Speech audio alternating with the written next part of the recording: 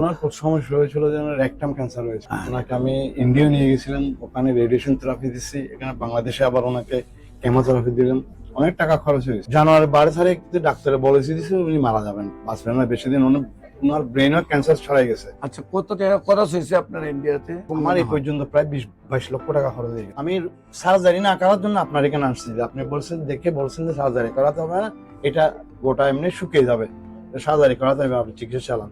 ইনশাআল্লাহ আমি 4 মাস চিকিৎসা করার পরে 5 মাসের রিপোর্টের দেখছেন গোটা অনেক শুকিয়ে গেছে। আমার কাছে আছে ডকুমেন্ট, ফটো এর মধ্যে ক্যামেরার মধ্যে আছে। এখন আপনার পুত্রবধূর অবস্থা কি? সব ঠিক আছে, এখন একদম নরমাল। আগে যেরকম ছিল উনি আজ থেকে 2-3 বছর যেরকম ছিল সেরকম একদম নরমাল। বিসমিল্লাহির রহমানির রহিম। সম্মানিত দেশবাসী, আমি cancer specialist doctor SM. Sarwar. বিশেষ করে আপনারা জানেন যে সারা ওয়ার্ল্ডের ডাক্তারদের বক্তব্য, ক্যান্সার হলে আনসার নেই। ক্যান্সার হলে আমরা সাময়িকভাবে চিকিৎসা দিয়ে থাকি, এক সময় ক্যান্সারের মৃত্যু হয়, এটাই মেনে নিতে হয়। আমি বলবো যে ক্যান্সার হলে আনসার নেই, সেই কথার কোনো ভিত্তি নেই। ক্যান্সার সম্পূর্ণরূপে সুস্থ হয়। আজকেও আমরা একজন ক্যান্সার রোগীর সাথে আপনার পরিচয় করে দিচ্ছি। ওনার পুত্রবধূ সুস্থ হয়েছে এবং আজকে আরেকজন বাবুকে নিয়ে আসছেন চিকিৎসার উদ্দেশ্যে। আপনার নাম? রফিক আহমদ। রফিক আহমদ। আপনার পিতার নাম? মরহুম সুলতান আহমদ। মোহাম্মদ সুলতান আহমেদ। আপনার মাতার নাম? সবিলা খাতুন। সবিলা খাতুন। আপনার গ্রাম? রাউজান। রাউজান। Post office? নোয়াপাড়া। নোয়াপাড়া। থানা? রাউজান। রাউজান। থানা রাউজান। তো গ্রামের নাম কি? পশ্চিম গুজরা। পশ্চিম বুজরা। হ্যাঁ। এটা সৌদি আরবের নাম। না না, বুজরা। গুজরা।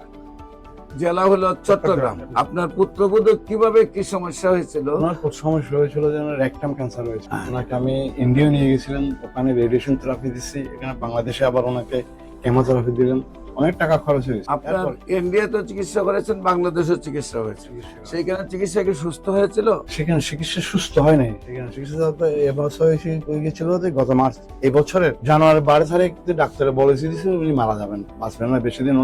ওনার ব্রেনের ক্যান্সার ছড়াই গেছে। টাইমলাইন দিয়ে দিছে। হ্যাঁ, টাইমলাইন দিয়ে দিয়েছিল। উনি ডাক্তার অনেক নাম করা ডাক্তার, যিনি ওনার নাম বলবো না, কিন্তু উনি বলছেন যে এরকম বিভাগীয় প্রধান, উনি নিউরোলজির ডাক্তার। উনি বলছেন ওনার ব্রেনও ক্যান্সার ছড়াই গেছে। আচ্ছা, কত টাকা খরচ হয়েছে আপনার ইন্ডিয়াতে? ইন্ডিয়া থেকে বাংলাদেশে এই পর্যন্ত আমার প্রায় অনেক খরচ হয়েছে, সেটা বললে একটা লজ্জার ব্যাপার।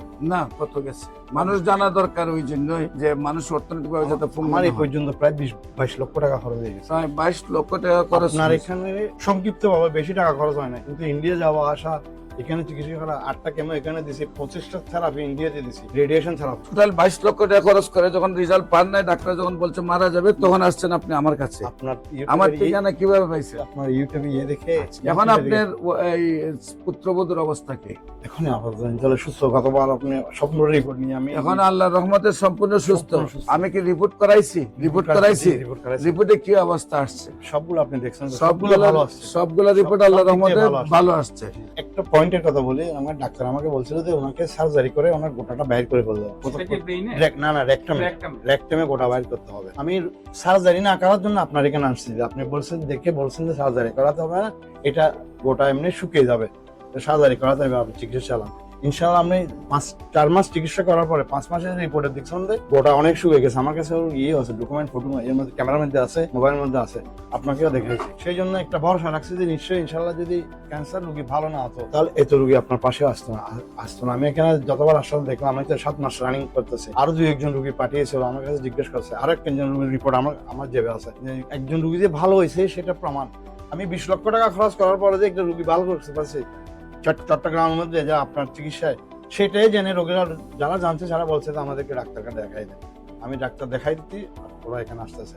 যারা আসতে একটু অসুবিধা হয় তাদের সাথে আমি আসি, এরা একটু আসতে অসুবিধা হয়, সেই জন্য আমি এদের সাথে আসছি। আজকে কালকে পরশু আবার আমার পুত্রবধূ নেওয়ার ডেট, ওষুধ নেওয়ার ডেট।